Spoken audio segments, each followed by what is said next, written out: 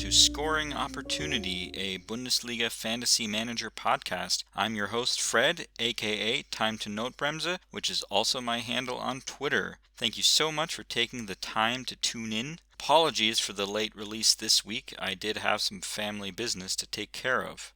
This is episode 2, and on today's pod we'll be reviewing Matchday 11's action, take a look at my own team, then talk a bit about general Bundesliga Fantasy Manager strategy, and then get to your listener questions. Last but not least, I'll give you a quick overview of the Bundesliga Fantasy Manager resources I use. If you'd like a question answered on air, you can find the show's Twitter page under @scoringop_pod, where every week I'll post a shout out for listener questions. Any questions that don't make it on the show will be answered directly on Twitter. Now let's get on with the show. Let's get on to the quick review of last weekend's action, and we'll start off with the Friday match between Mainz and Gladbach. Both teams came into this match on good form. A tap-in by Florian Neuhaus, who came in for the injured Elvedi, got Gladbach the lead until Widmer hit the far corner with a beautiful strike to level the score at 1-1. Mainz's Burkhardt continues his good fantasy run with 10 points. Goalscorer Widmer contributed with 9 points, as did Onisivo and left wingback Martin. For Gladbach, the top fantasy point scorers were Neuhaus, Sommer, and Bensebaini. Mainz spammed the game with shots, outscoring Gladbach in that regard 19-12. Moving on to the Saturday matches, we'll start with Wolfsburg at home against Augsburg. A goal by Mecha with an assist by Otavio got Wolfsburg the early lead, and Wolfsburg didn't let it slip away for the rest of the match because Augsburg was too weak in front of the goal. Mecha and Otavio starred for Wolfsburg in the fantasy points table, as well as Castells, Arnold, and the returned Weghorst. For Augsburg, only Pedersen and Caligiuri contributed anything worth mentioning. Next up was Stuttgart against Bielefeld, and this match also featured a lone early goal for a final score of 1-0 for Arminia. But it was a better fantasy match points-wise, as 3 Stuttgart players reached 7 or more points, and a whopping 9 Bielefeld players scored 7 points or more in this match. Especially the defenders Pieper, Laursen, Brunner, and Nilsson made strong arguments for us to take a second look at them. Of course, they were aided by the clean sheet bonus. Laursen is also on set-piece duty, which makes his prospects for inclusion rise. A shout-out for Patrick Wimmer, who I have had my eye on, as well as goal-scorer Okugawa. Stuttgart's Sosa looked more like the budget buster he was last year, contributing 11 points despite his side losing the match. Then we had Bayern hosting Freiburg, who were the last unbeaten team before this match, but it was ended, as many expected, with a loss to Bayern. Freiburg put in a good performance, but the Bayern machine kept on rolling, and the 2-1 scoreline was flattering. Goretzka and Davies were the 3-star standouts for Bayern, scoring 19 points each.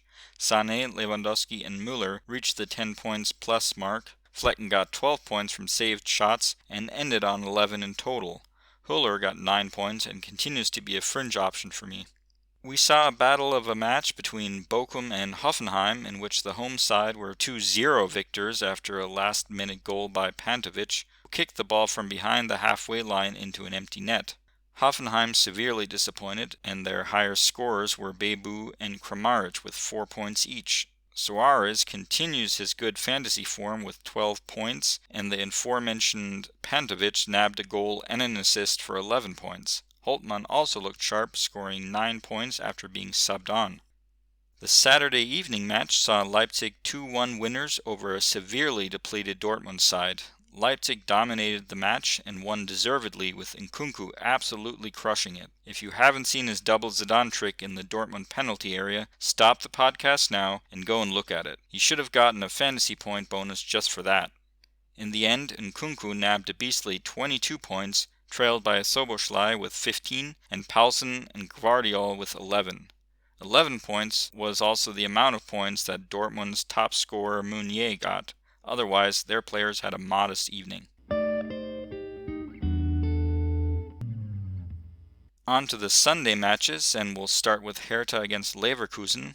Like the Bochum-Hoffenheim duel, this match saw both sides with rough fouls and a lack of quality in front of goal.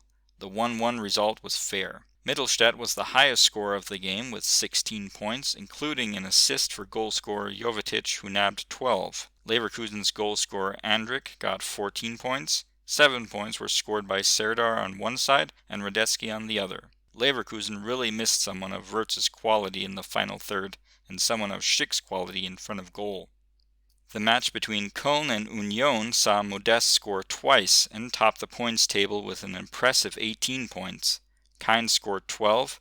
Union right back Ryerson scored 13 points. Ryerson is an interesting option at his 3.4 million price point and has done well in recent weeks when starting in place of Trimmel. Looks like they are being rotated depending on the Europa Conference League fixture. Of course, Gieselmann did his thing, scoring 10 and starting all of his matches. He remains a must-have this season. Awoniyi disappointed with a mere 5 points. The last fixture of the game week saw Frankfurt grab another late goal, but this time for a 2-1 away win over Fürth, who are still looking for their first win of the season. Fürth players actually brought some fantasy value to the table as they took the game to Frankfurt. Itten and Hergota each scored 11 points, Willems, Green, and Meyerhofer each scored 8. On the other side, Ndika topped the score table for Frankfurt with 14, then Kamada with 10 points. Boré, who slotted in the late winner, had 9, as well as Jakic and Kostic with 8 each. Both teams had better games than in the past weeks, but I would not recommend investing in either until someone really sets themselves apart from the rest. Kostic has done this in the past, but I will not be looking to bring him in during this unlimited transfer window. Now on to my team, and I did poorly this week, ending on 124 points and dropping out of the top 100. My Leipzig assets, Nkunku, Szoboszlai, Gvardiol, and Angelino, got me a good amount of points, but I did make a strategic mistake this week. I had a choice between Gvardiol and Angelino as star man for the late Saturday match, and I went with Angelino. This of course backfired as Gvardiol scored 11 points, which cost me a total of 13 points. I chose Angelino based on last year's performance, which really was my mistake. We all remember the beast Angelino was last season, and I was hoping for a breakout performance against Dortmund. So I totally overlooked the form Gvardiol is in, and it cost me dearly. My Gladbach assets of Scally, Hofmann, and Kone disappointed with a combined 11 points, as did the bombshell news that Wirtz was out injured. Was he injured on Friday and they were waiting to see if it wasn't too bad? Anyway, I'm lucky that Frimpong got at least more points than Angelino because he was my last chance as starman in defense. My transfer plan did pay off this week though. I took out Kostic because of the injury doubts, and he did end up starting but only scoring 8 points. Brought in Szoboszlai for him. Kone and Müller were my other transfers in for Jong and Embolo. So my transfers were good. My team overall did not do well. So let's move on to our main segment on today's pod, and we're going to be talking about general tips for strategy and recruitment. First off, let's go over a few rules of the game. Bundesliga Fantasy Manager is a fantasy sports game which uses real-life occurrences to create a point scheme for the players on your team. You have 15 slots, and at the start of the season, 150 million in virtual currency. I always imagine that currency's name as ducats, so I'll be using that term from here on out. Here's your first tip. Try to use as much as your budget as possible. Now I don't mean you should do this at all costs, but the thinking behind this is that the only way you, and this is in quotes, make money, is for your players to rise in value. Price rises occur based on player performances at a rate of 0.1 million ducats to 0.4 million ducats per match day. Having money in the bank can be helpful down the road, but your overall team value and accordingly your in-game money will not grow. You could build a squad with around 120 to 130 million ducats and still score a good amount of points, but the 20 to 30 million ducats in the bank would remain constant. My advice then would be to have no more than 5 million in the bank and to get players in to build squad value in case you need to switch players due to poor form or injury. As for recruitment, there are no restrictions in the game for the amount of players you can recruit from a particular team. You want to go with 8 Bayern players? By all means. The danger there is that if those players or the team has a poor match, you're screwed because you only have 3 players on the bench to sub in, 4 if counting the goalie. My advice here is to spread your players out among the teams. Looking at the fixtures is important, but we are just making educated guesses and playing the odds, so it's wise to have players in as many fixtures as you're comfortable to invest in. Speaking about subs and fixtures, here's tip number 3. Target standalone fixtures. A standalone fixture is a match where no other fixture is played at the same time, like the Friday evening fixture or the Sunday matches. These time slots can be used to great effect because you are able to sub in players from those fixtures, potentially changing the star man, and maybe sub them out again for another player without having to choose between 2 or more players. Again, you are playing the odds, but sometimes it works out nicely. For instance, I subbed in Frimpong, Wirtz, and Schick in Leverkusen's match against Bielefeld on matchday 7. That was the last fixture of the match day, and because all of my previous starmen had disappointed, the Leverkusen assets were starred, and they ended up scoring a ton of points for my team. Another example is Mainz's 4-1 Friday evening win over Augsburg on matchday 9. Managers with Mainz assets were overjoyed with the result and amount of points scored, especially because you are able to starman your Friday evening assets, and if they don't work out, so be it. You can change it on Saturday or Sunday as well. Use the standalone fixtures wisely and don't load up on Saturday afternoon matches. Now let's get on to your listener questions. Thanks again for sending them in. The first one is from Will Henson, who asks if he should heavily recruit Wolfsburg assets or not, and if so, which assets? Hey Will, it looks like Florian Kohfeldt is playing with a back 3, either in a 3-4-3 or a 3-4-2-1 formation. Although this brings new avenues for some players, I wouldn't heavily invest in Wolfsburg assets at the moment. Players who interest me currently but are still just fringe options are Lukas Mecha, who's in great goal-scoring form, Wout Weghorst, who, as we all know, will score fantasy points for our teams, and Maxi Arnold, who is playing in a more playmaking role under Kohfeldt and has scored 22 points so far under his new manager. I was intrigued by the prospect of Ridley Baku playing as an attacking wingback, but so far he hasn't lived up to that billing, and the fact that he is a midfielder in the fantasy game, coupled with his 11.8 million ducat price tag, makes him less interesting until he starts scoring 10 plus points in consecutive matches again. Another question comes in from Christopher Lenz, aka Trevor. He asks if a Mainz forward is essential for after the international break. Hey Trevor, you are definitely onto something. Mainz look great under Bo Svensson, and Burkhardt and Onisivo are a fantastic strike partnership. Their prices are also great, both under 8 million ducats right now, and both are in great form fantasy points-wise. With Haaland presumably out until the second half of the season, anyone would be wise to invest in a forward line of Lewandowski, a second premium striker like Müller, Kramaric, Schick or Weghorst, then look at the Mainz strikers as fantastic third striker options. Another question about forwards comes from Ignatius Bryan LK, who asks, do premium forwards, except Lewandowski or Haaland, whenever he comes back, worth their price, or is it better to use cheaper forwards? Hey Ignatius, great question. This ties nicely into the last question too. This season has produced a multitude of viable non-premium strikers with the likes of Modeste, Huller, Burkhardt, Awoni, and Onisivo. These 5 players are all in the top 13 point scorers among strikers. To answer the second part of your question, whether it's better to use these cheaper forwards, would then depend on your team's composition.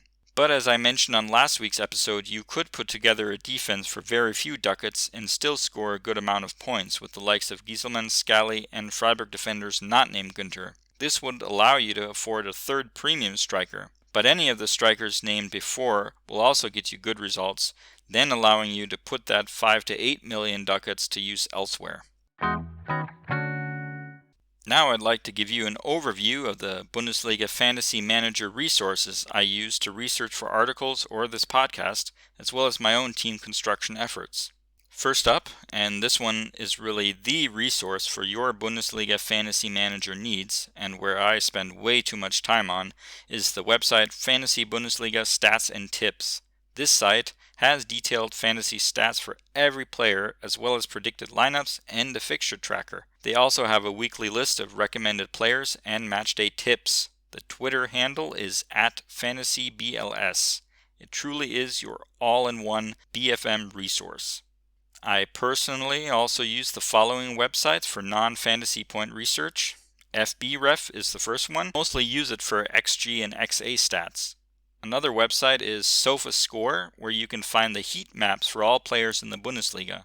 I like to use this function to check on defender or midfielder attacking positions if I have to choose between 2 or 3 players. For instance, to see if one fullback is getting higher up the pitch than their teammate, or if one or the other defensive midfielder may be getting forward more than the other. Another site I use for XG stats, as well as a good visualization of how well a team performed in a certain match and from where they took their shots, is Understat. The visualizations are key for me to see how well a team was defending. For instance, if the shots the opponents were taking came from outside or inside the box. Understat also provides some interesting stats for individual players, such as a detailed count of possession XG per 90, as well as providing the tools to compare 2 players visually. Lastly, I'd like to mention whoscored.com, which provides information on each match in terms of formations, a timeline of what happened when, and statistics. See the show notes in the description to find the URLs for these websites. Combining all of these resources will aid in your decision-making process to recruit smartly and effectively. Take the time to compare players and/or teams if you are unsure deciding between 2 or more players. Your recruitment should be based on stats rather than gut feeling. This way you always know that you made good decisions even if they don't turn out well. Remember, we're trying to predict the future. We don't have any influence on what actually happens on the pitch, but we can always try to make informed decisions. That's it for this week's episode. Thank you so much for taking the time to tune in. Next week, we'll be focusing on getting the most out of the unlimited transfer window. I'm your host, Fred, and this has been episode 2 of Scoring Opportunity. Until next time.